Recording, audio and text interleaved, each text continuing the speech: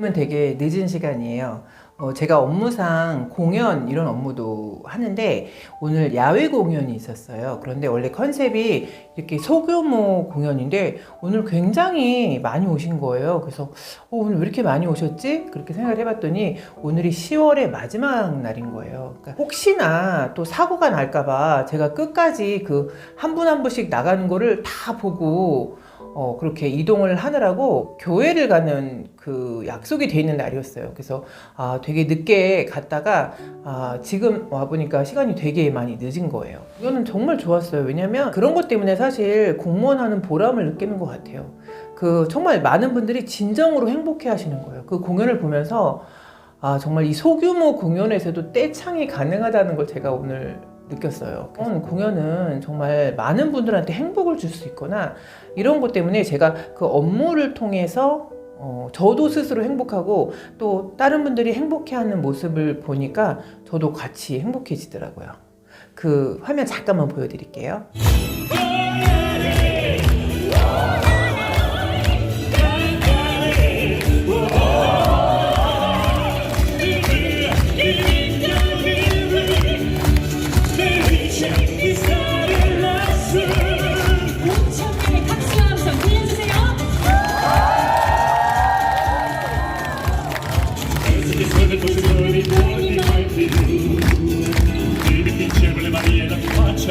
바로 전에 제가 영상을 그 노노에 대해서 찍었는데 그 노노 책은 정말 이렇게 한 번에 정리하기는 되게 어려운 책이잖아요. 양도 많고 또 뜻도 되게 깊고 몇 가지를 더 얘기하고 싶어서 이어서 계속 찍게 되는 경우는 거의 처음인 것 같아요. 공자가 절대 입에 담지 않았던 4가지가 있었대요. 예의한 것과 힘쓰는 것과 어지러운 것과 귀신에 관한 것, 이 4개를 절대로 입에 담지 않았대요. 공자가 입에 담지 않았던 4가지에 대해서 정리한 거를 한번 읽어드려 볼게요. 자신의 언행을 단속하는 것은 중요하다. 말은 생각에 영향을 주고 생각은 행동에 영향을 주고 행동은 습관에 영향을 주고 습관은 결국 인생을 변화시킨다. 언행이 중요한 이유가 여기에 있다. 모르는 일은 함부로 말하지 말고 논쟁의 소지가 있는 것은 함부로 거론하지 말며 어질고 의롭지 않은 일은 주장하지 말아야 한다. 그래서 가장 크게 느껴졌던 게 모르는 일은 함부로 말하지 말고 이 부분이에요.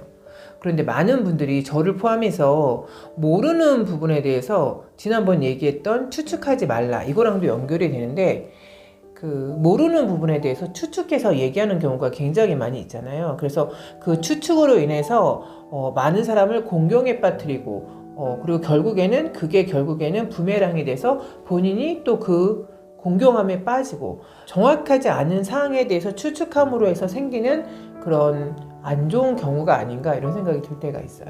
삶에서 반드시 유지해야 되어야 할 어려우면서 쉬운 일이 뭐라고 생각을 하세요? 흔들림 없이 어질을 유지하라 이렇게 얘기하고 있는데 결국엔 이거는 평정심인 것 같아요.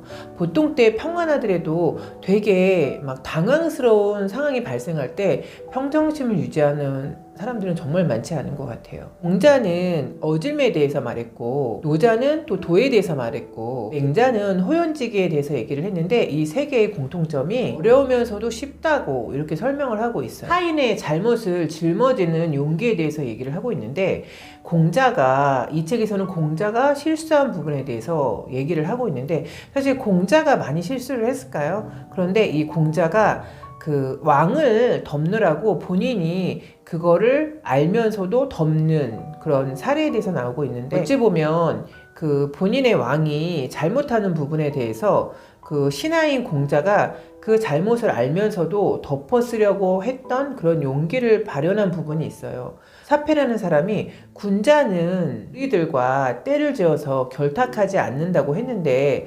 어찌하여서 공자는 그렇게 결탁을 하느냐 이렇게 되물었던 거예요. 공자가 그렇게 얘기했대요. 나는 정말 행운하다. 내가 잘못을 할 때는 나의 잘못을 지적해주는 사패 같은 사람이 있는 게 내가 얼마나 행운아인 건가 이렇게 얘기를 했었다는 거예요. 결국엔 공자가 군왕의 비난을 감수하면서까지도 나라의 도를 지키고 싶어 했었던 것 같아요. 불확실성까지 끌어안을 수 있는 용기에 대해서 얘기를 하고 있는데, 여기에 대한 글도 한번 읽어드려 볼게요. 공자가 그 자리에 있지 않으면 그 정사를 도모하지 않는다라고 말한 것은 어떤 일이든 간섭하지 말고 책임지려 하지 말라는 뜻이 아니다.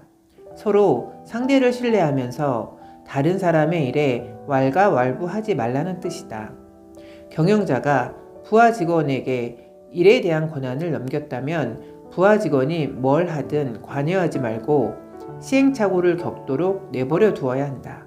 하지만 실제 생활에서 이를 실천하기란 어렵다. 용감한 경영자들만이 부하 직원을 전적으로 신뢰할 수 있다. 한번 믿은 사람에 대해서는 절대적인 신뢰를 보내줘야 된다. 저는 이 말도 되게 공감을 해요. 그러니까 사람을 쉽게 믿지는 않되 일단 믿었으면 끝까지 신뢰를 보여줘야 된다는 거죠. 독서 모임을 하다 보면 뭐 사람을 믿어야 되냐, 바로 전주에 그런 거에 대해서 되게 토론을 했었어요. 사람을 믿어야 되냐 아니면 거리를 두어야 되냐, 믿는 도끼에 발등에 찍혀본 적이 있나, 이런 거에 대해서도 얘기를 한 적이 있었어요. 그런데 결국엔 그 얘기를 들어보면 어떤 공통점이 있냐면 가장 친한 사람한테 소위 배신을 당하는 경우가 있는 거죠. 그래서 결국엔 가장 친한 친구를 잃는 경우가 있는 거죠. 정말 섭섭함을 느끼는 사람은 가장 친한 사람한테 그런 섭섭함을 느끼게 되는 것 같아요. 그래서 제가 언제부터인가 그런 걸 깨닫고 나서는 이건 되게 안 좋은 방법일 수도 있어요. 그런데 저는 그 사람을 대하는 기준이 바뀌었어요. 이것도 제가 존경하는 분이 저한테 해주신 얘기 때문에 제가 변하는 계기가 됐는데, 사람을 보는 관점이 바뀐 거예요. 그냥 내가 누군가를 좋아하거나 내가 누군가랑 친하면 그냥 그 사람을 믿는다는 것보다 그냥 그 사람한테 내가 그냥 사랑하고 좋아해 주는 거에 그냥 만족하는 관점으로 좀 시각이 바뀌었어요. 그래서 사람은 내가 사랑을 해줘야 될 상대인 거지 내가 믿어야 될 상대는 아니다. 이게 제가 사람을 대하는 기준점이 된 거예요. 그래서 지금도 어떤 사람을 만나면 너무 괜찮으신 분들 많잖아요. 그러면 그냥 제가 보이지 않는 지지를 마음속으로 보내고 있는 거죠. 그 사람을 100% 전적으로 믿지는 않는다. 이렇게, 근데 이게 좋은 방법은 저는 개인적으로 아니라고 생각은 하는데, 그렇게 생각하다 보니까 크게 실망하는 것도 없고, 혼자서 가슴앓이 하는 거는 분명히 없는 것 같아요. 그래서, 이 방법이 뭐 좋은 방법이 아닐 수도 있지만, 내가 그냥 어떤 따뜻한 마음을 보내는 거, 내가 누군가를 마음속으로 존경하는 거, 이걸로 만족하는 것도 괜찮은 방법인 것 같아요. 인생에서 사명감을 찾으면 더 이상 이익에 휘둘리지 않는다, 이렇게 표현이 돼 있어요. 그 명이라는 거는 세 가지가 있대요. 사명, 천명, 숙명, 이 세 가지에 대한 임무가 있다는 거예요. 사명은 목숨을 걸고서라도 꼭 이뤄내야 되는 게 사명이래요. 쇼펜하우어에 대해서 얘기하고 있는데 이것도 한번 읽어드려 볼게요. 쇼펜하우어는 사람은 욕망의 지배를 받고 있어 욕망이 충족되지 못하면 고통스러워하고 충족되면 권태를 느끼기 때문에 결국 인생은 고통과 권태 사이를 오가는 시계추와 같다고 말했다. 인간은 인생의 추진력을 이익에 두기 때문이다. 하지만 만약 공자의 주장대로 명과 어질물, 인생의 가장 중요한 추진력으로 삼는다면 인생은 도달하기 힘든 경지를 추구하면서 성장과 변화의 과정을 즐기는 무한 게임으로 변하게 된다. 인생은 고통과 권태를 오가는 시계추와 같다. 이 표현이 어찌 보면 되게 극단적일 수도 있는데 또 무시할 수 없는 현실도 되는 거죠. 그런데 이 무거운 무게추를 옮겨서 행복의 관점, 긍정적인 관점으로 옮기는 거는 나의 마음속에 그 마인드 이런 거에 달려있는 것 같아요. 또 10월의 마지막 날이니까 그냥 뭔가를 남기고 싶다 막 이런 생각이 들어서 지금 되게 늦었거든요, 시간이. 그런데 지금 이렇게 영상을 찍고 잠을 자려고 해요. 11월이 새로 시작되니까 또 11월은 어떤 일이 생길까 이렇게 기대되는 부분도 있어요. 너무 괜찮았던 그 공연과 또 관객들의 호응과 호흡 이런 게 저한테 좋은 기억으로 남아 있어서 오늘 밤은 되게 좋은 꿈을 꿀 것 같아요. 여러분도 11월을 기대감에 맞으셨으면 좋겠다 이런 생각이 드는 밤입니다.